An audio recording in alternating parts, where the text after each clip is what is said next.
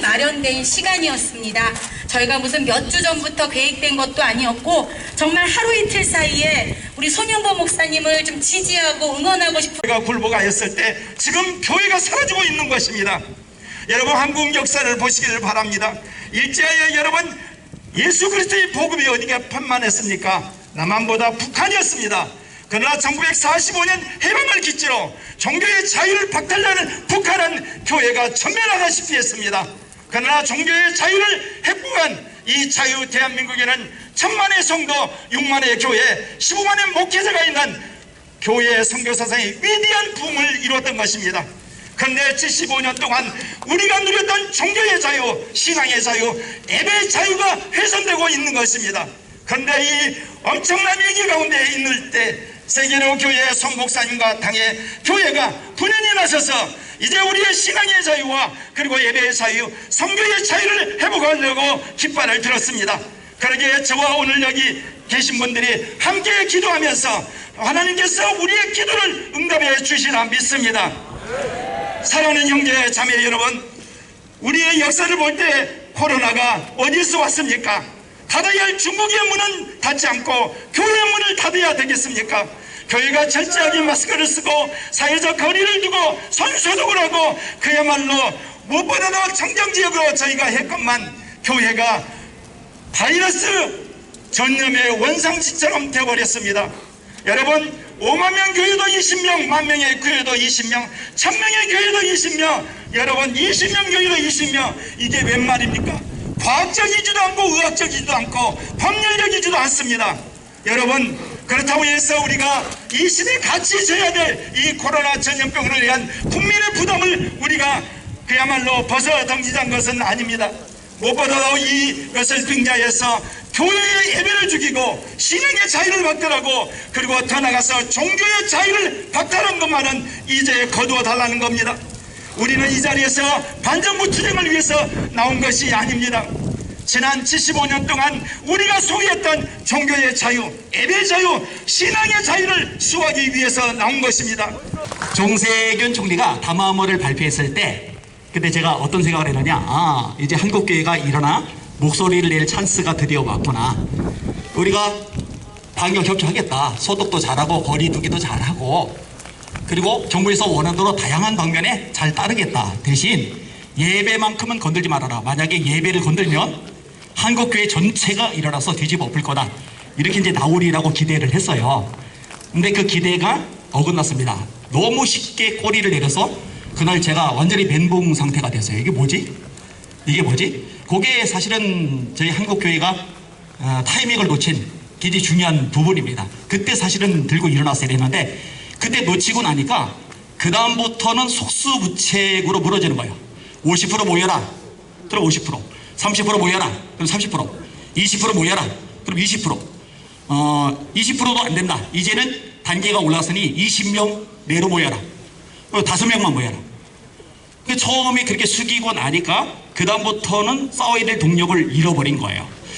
제가 가만히 보니까 이게 정말 너무 심각하다. 근데 어떤 교회라도 분명히 헌법에 종교의 자유가 명시가 되어 있고 이 부분을 방역법으로 짓밟은 건데, 방역법은 헌법보다 아래에 있는 요소인데 이거 안 된다. 어느 한 교회라도 좀 나서서 정면 돌파를 해야 되겠다 생각해서 저희 교회는 대면 예배를 드렸어요.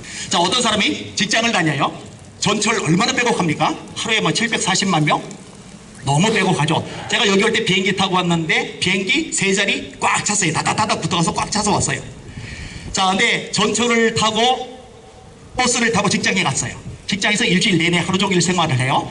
직원들과 회식을 했어요. 그 다음에 친구들하고 카페에서 차를 마셨어요. 그리고 일주일에 딱 한 번 교회 가서 예배를 드렸어요. 그럼 방송에서는 어떻게 나오느냐, 질본 쪽에서는 어떻게 나오느냐, 교회발 감염. 전철발은 다 어디 갔어요? 대한민국이 기적의 나라입니다. 전처 안에는 감히 코로나가 얼씬도 못하는 기적의 나라입니다. 버스발 감염 어디 갔어요? 한 번도 나온 적이 없어요. 전부 다 교회발 감염, 전부 다 교회발 감염. 그런데도 가만히 있는 거예요. 뒤집어 씌운데 프레임 덮어 씌운데 가만히 있는 거예요. 이럴 때 좀 나서야 되잖아요. 그렇게 해서 또 예배를 드렸는데 확진자가 또 나왔어요. 2번이죠. 2번 방송으로 두들겨 맞고 나니까 와, 이게 압박이 심해, 압박이.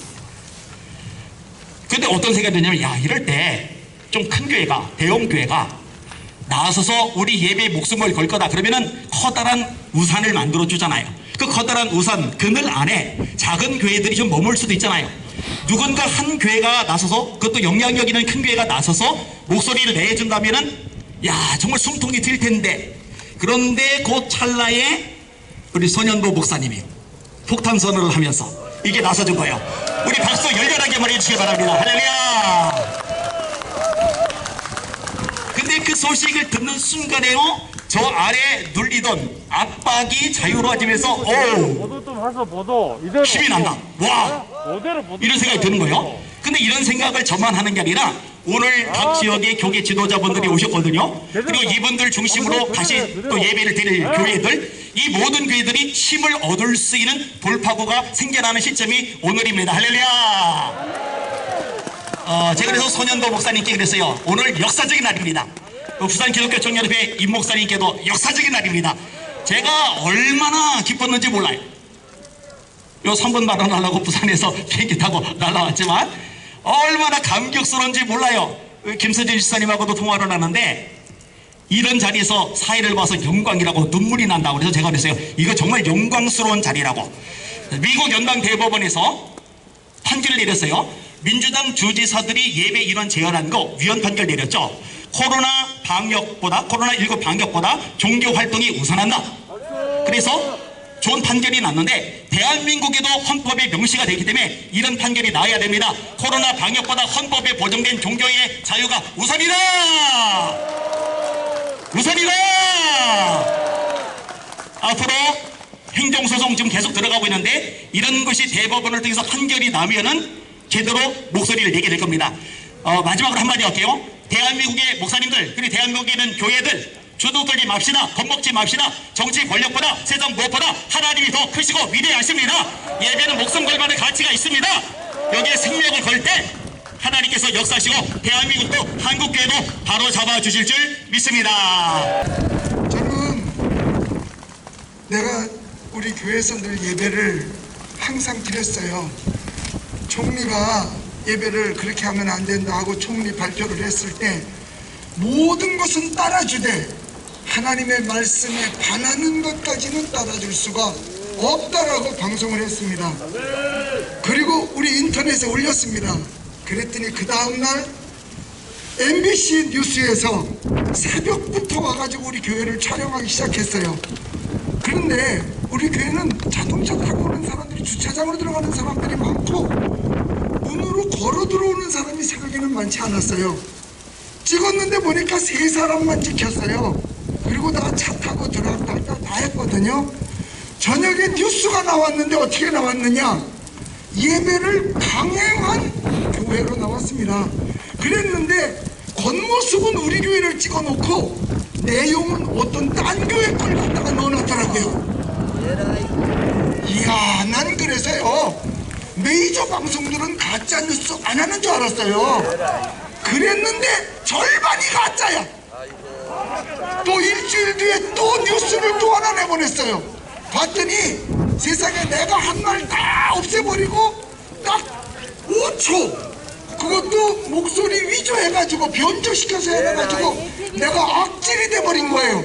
앞뒤 다 잘라먹고. 그래서 그때 마음카페에서 그걸 보고 카페에다 올려가지고 나를, 우리 교회를 굉장히 혐오했습니다. 그런데 엊그제 맘카페에서 다 와서 사과를 했어요. 저는 예배를 드립니다.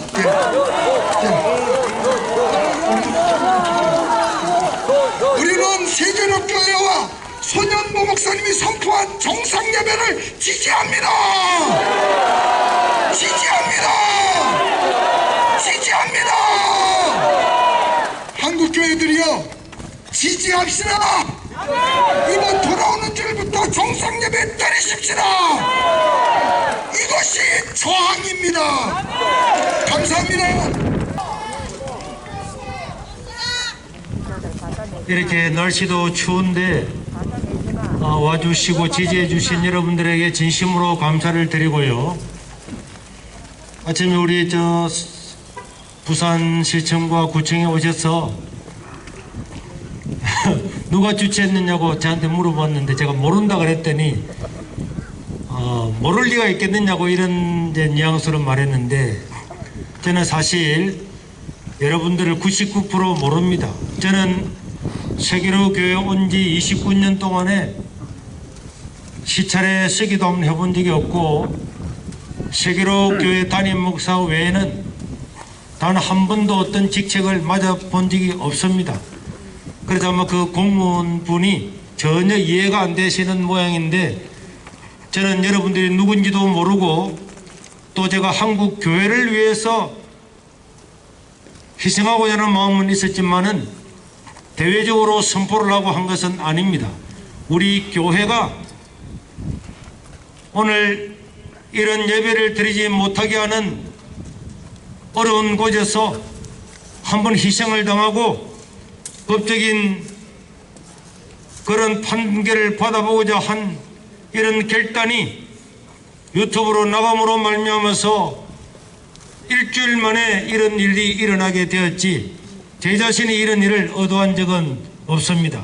저는 지난 3월달부터 지금까지 계속적으로 예배를 드려왔고 그 다음에 6번을 이미 고발을 당하고 경찰 조사도 6번, 7번을 받고 이제 법원에서 1월 29일 날 1차 재판이 있습니다. 그러면서 제가 느끼는 바는 작년에 문재인 대통령은 기독교 지도자들을 만나서 오찬을 하면서 종교는 이 바이러스는 종교가 아니고 과학이다 이렇게 이야기를 했습니다. 그런데 시간이 지나면서 바이러스를 잡는 것은 과학이 아니고 정치라고 하는 생각이 들 수밖에 없는 것입니다. 질병관리본부는 작년 한 해 동안에 4번의 법을 바꾸었습니다. 4번의 법을 바꾸었다고 하는 것은 자기들 입맛에 맞도록 마음껏 법을 바꾸고 오직 우리는 따라가고 복종하러 가는 전체주의 국가로 다가가는 길이라고 저는 생각하고 있는 것입니다. 예배를 드리면은 경고를 하고 또 한 번 예배를 드리면은 시일 폐쇄를 하고 그래도 예배를 드리면은 3개월 동안 교회를 폐쇄하고 교회 간판을 뜯는다고 하는 그런 법을 보면서 이런 국가에 사는 자유를 억압을 당하면서 살아가는 이런 것은 자유 없는 세상에 사는 것은 코로나가 있는 세상보다도 1000만 배나 더 위험하다고 생각하는 것입니다. 그렇기 때문에 저희 당에는 만장일치로 이 국가의 이런 법들이 잘못됐다고 하는 것을 법원의 심판을 받아보기 위해서 계속 예배를 드리면서 교회가 폐쇄가 되고 교회 간판이 내려지고 십자가가 내려지는 것을 보면서 이 나라가 어떤 나라인가를 보여주고 싶은 것입니다. 지금 우리는 행정소송과 형사소송과 또 이번에 이를 통해서 가처분 신청과 헌법소원까지 4개의 재판을 시작하고 있습니다. 누군가가 희생하고 누군가가 쓰러져서 한국교회가 함께 예배드리는 날이 온다면은 우리가 그 앞에서 먼저 엎드려져서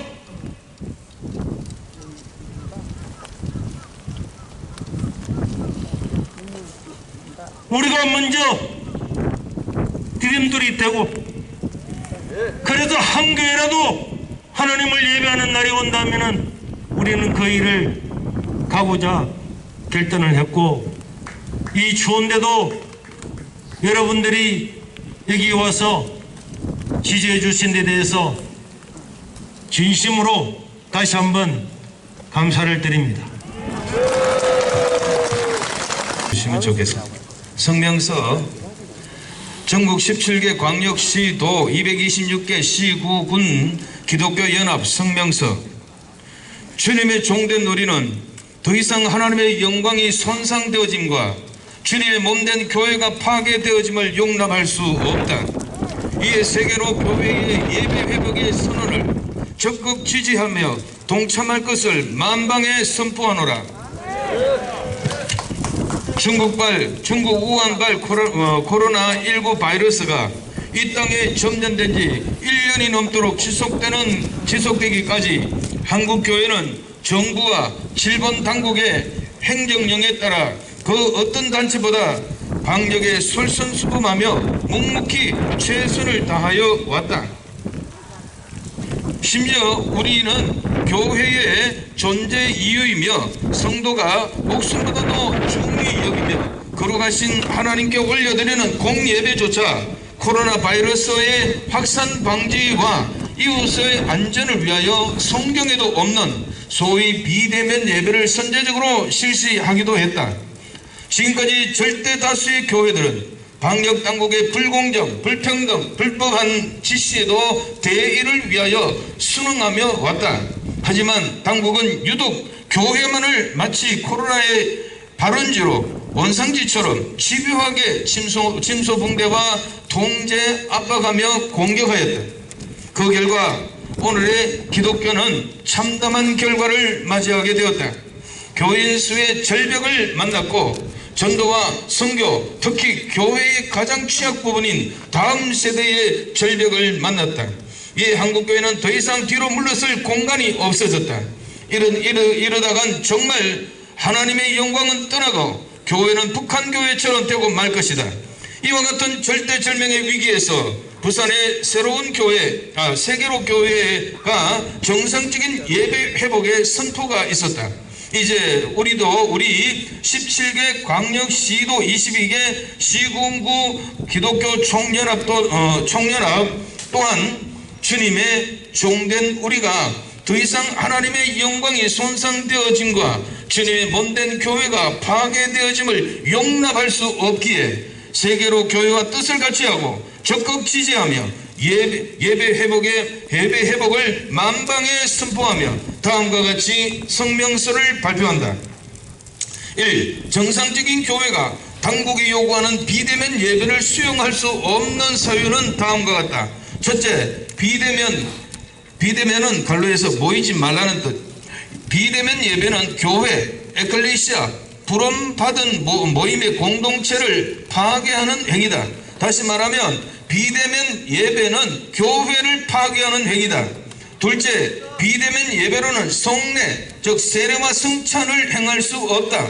셋째, 비대면 예배는 교회의 본질적 요소인 5대 기능, 예배, 친교, 교육, 전도, 봉사를 온전히 행할 수가 없다. 넷째, 신약의 초기 기독교가 교회가 가정교회라 할지라도 모든 교인이 자기 가정에서 따로 예배를 드리는 것이 절대 아니다. 다섯째, 비대면 예배는 신령과 진정, 경건한 예배보다 자유분방한 예배로 치우쳐 흠없는 예배를 드리기가 어렵다.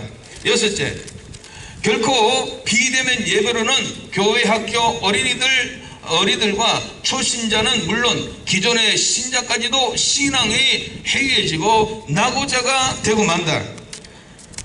이 결의사항, 우리의 결의 하나, 우리는 하나님을 영화롭게 하고 영원토록 그를 즐거워함을 최우선으로 한다. 하나, 우리는 더 이상 비대면 예배가 아닌 정상적인 예배로 하나님께 예배드린다.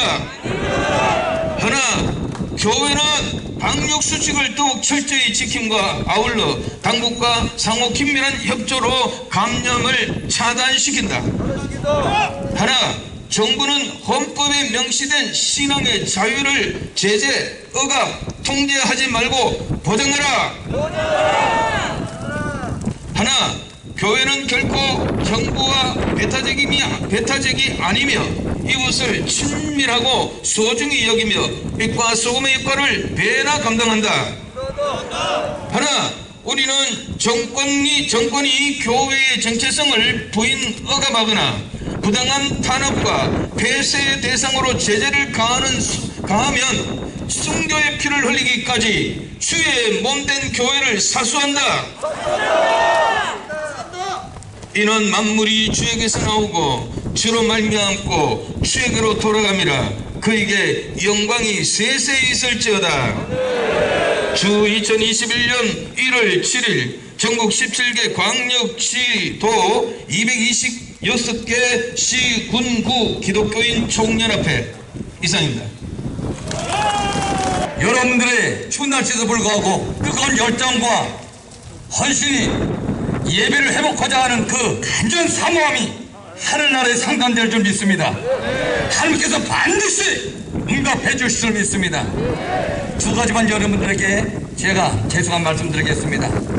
이 추운 날씨에도 불구하고 이렇게 오셨는데 맛있는 점심 식사로 따뜻한 차로 대접해 드리고자 하는 그 심정 간절한데 행정명령 때문에 여러분들 섬기지 못함을 대단히 죄송스럽게 생각합니다.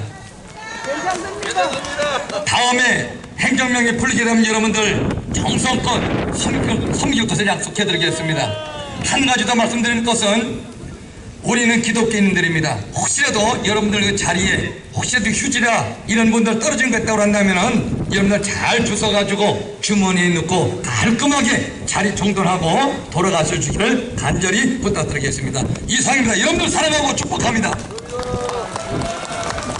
네, 우리 마지막으로 거리의 구원과 외쳐보도록 하겠습니다. 한국교회를 지켜내자! 네, 한국교회를 지켜내자 같이 하겠습니다. 한국교회